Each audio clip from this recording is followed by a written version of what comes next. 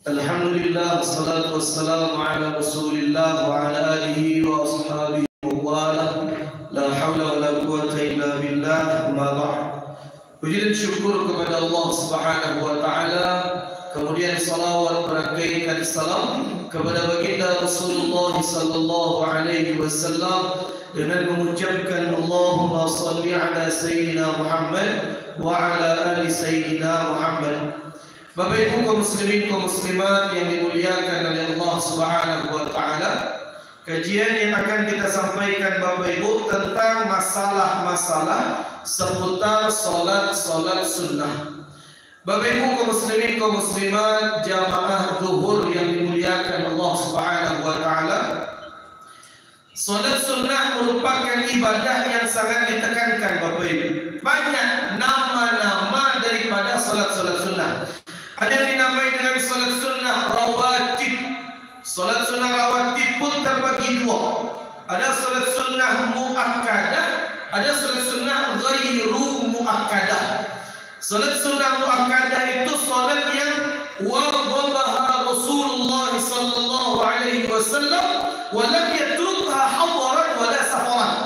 Salat sunnah muakkadah itu salat sunnah yang tidak pernah ditinggalkan oleh Nabi, baik itu ketika hadaran, ketika beliau di rumah, atau safaran, atau ketika beliau melakukan perjalanan. Dan memang ulama berbeda pendapat masalah jumlah rakaatnya, karena ada dua hadis sahih yang berbeda. Ada ulama yang mengatakan 10 rakaat, ada ulama yang mengatakan 12 rakaat. Maka dalam mazhab Imam Syafi'i 10 rakaat. Dalam pendapat ulama yang lain ada yang mengatakan 12 rakaat. Maka ingat Bapak Ibu kaum muslimin kaum muslimat yang dimuliakan oleh Allah, jangan tinggalkan Bapak Ibu. Apa pahalanya? Nabi sallallahu alaihi wasallam beliau mengatakan dalam sebuah hadis, barang siapa yang mengerjakan salat sunnah muakkadah tersebut 10 atau 12 rakaat tersebut, banallahu lahu baitan fil jannah. Allah bangunkan istana dalam syurga untuknya. Tapi memang ada masalah-masalah yang harus kita luruskan. Yang pertama, apa saja rakaat muakkadah yang dijamin istana di dalam syurga oleh Allah Subhanahu wa taala? Yang pertama yaitu rak'atani qabla al-fajr atau qabla as-subhi, 2 rakaat sebelum subuh. Wahadihi afdulha, dan inilah salat sunnah rawatib yang paling afdal Bapak.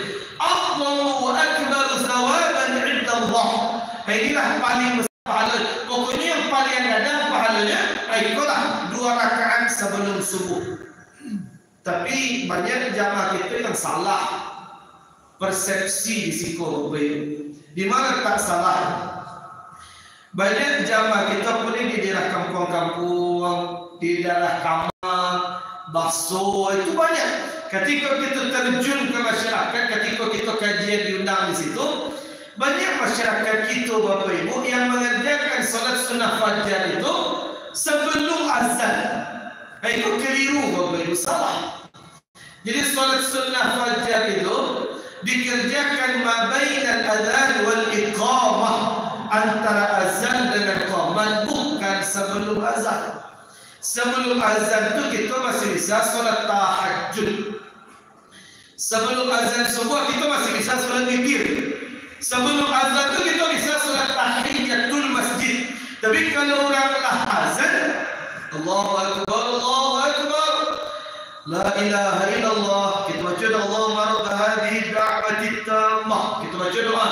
Setelah baca doa baru salat sunnah fajar, atau dinamai dengan qabliyah subuh. Jadi kesalahan yang kedua Bapak Ibu, qabliyah subuh dengan salat sunnah fajar itu cik solat, jadi bedakan keduanya. Kadang ada jamaah bertanya, mana yang dulu di kerajaan Ustaz, salat sunnah fajar dulu atau qabliyah subuh dulu? Sama, niatnya pun boleh kita pilih salah satu. Boleh sengaja aku salat sunnah qabliyah subuh, boleh. Sengaja aku salat sunnah rawatib subuh, boleh. sengaja kau solat sunnah fajar, boleh. Intinya 2 rakaat sebelum subuh antara azan dengan qomat, itu intinya.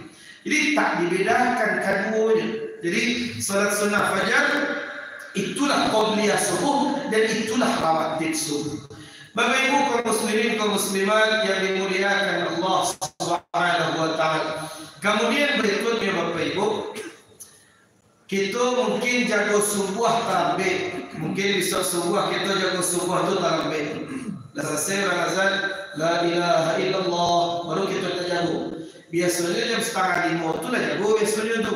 Cuma dia mungkin cucu kita rewel malam, akhirnya malam tu lalu payah belajar. Jadi jago subuh tu ketika orang lah azan. Jadi jam dah azan orang. Capek bawa dua, pakai baju koko, pakai sarung, pakai mukena, pakai peci apa-apa, jalan kamu saja. Tiba di pintu masjid, orang qomat. Nabi mengatakan, kau Nabi menyebut akan Nabi, "Idza uqimatis shalah, la salata illa al-maktubah." Kalau iqamah sudah dikumandangkan, maka tidak lagi ada salat sunnah, dah boleh. Masuk kita kamu tadi menuju sah untuk persiapan ikut imam salat subuh berjamaah. Tak ada salat sunnah lagi. Kalau qomat sudah berkumandang. Tapi ingat, timbul pertanyaan di situ Bapak Ibu. Banyak jamaah yang bertanya, Ustaz, bolehkah kita mengerjakan salat sunnah fajar yang tertinggal sebelum subuh tadi, awak kerajuan sesudah solat subuh? Jadi qabliyah yang seharusnya dikerajuan sebelum subuh, setelah azan sebelum qomat, kita kerajuan sesudah subuh.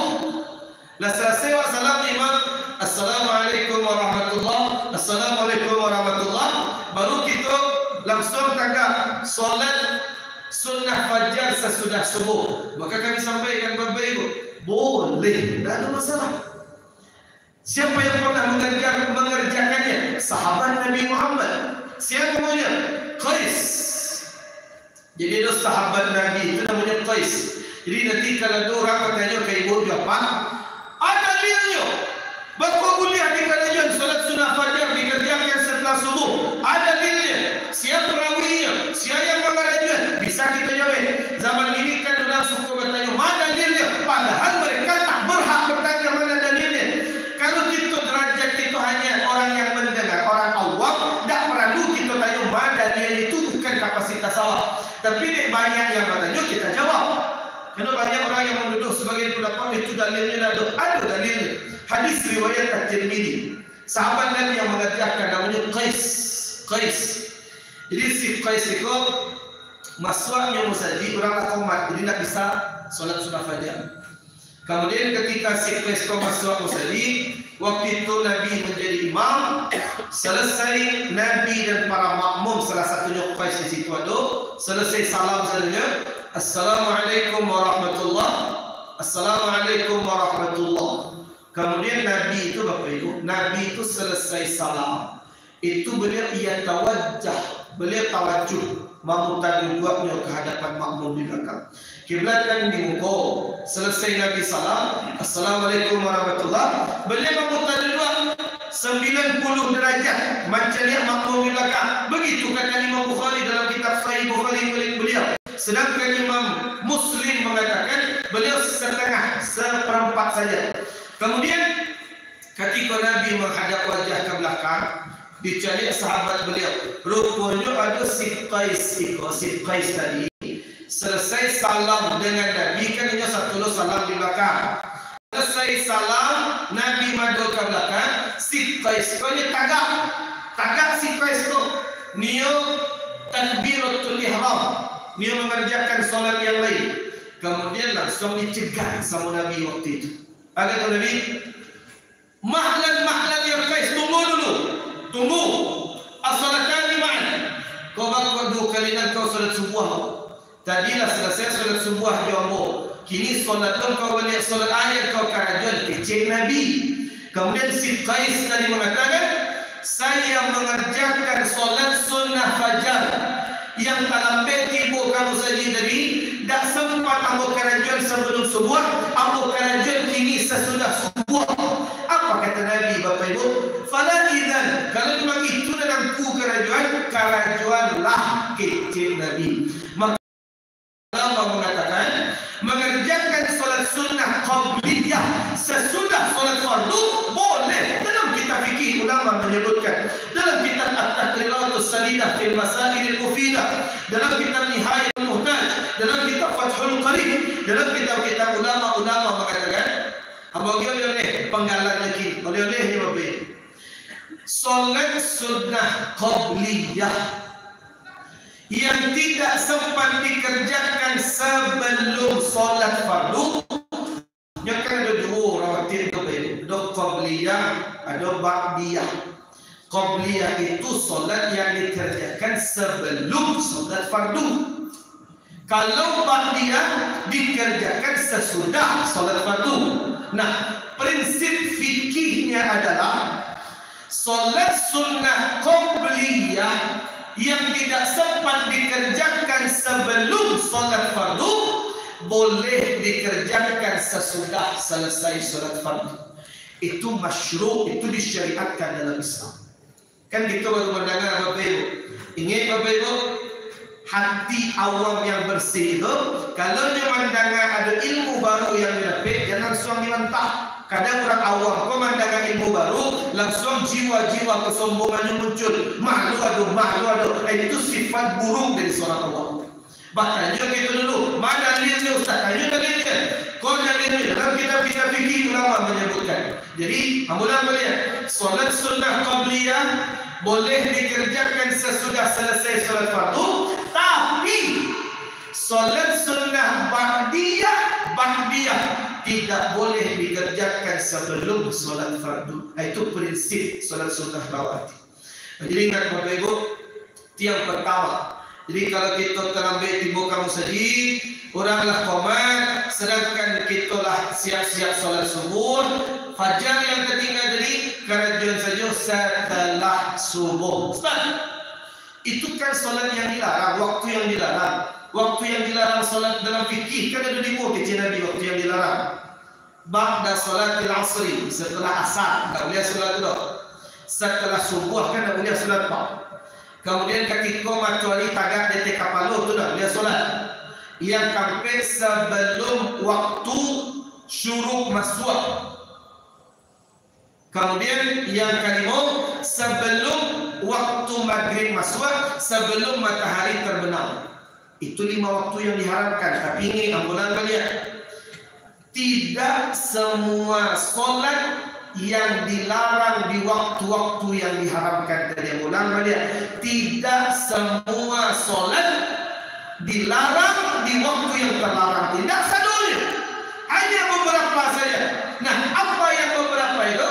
Apa saja solat yang boleh di kerajaan di waktu yang terlarang, apa saja yang tak boleh di kerajaan di waktu yang terlarang.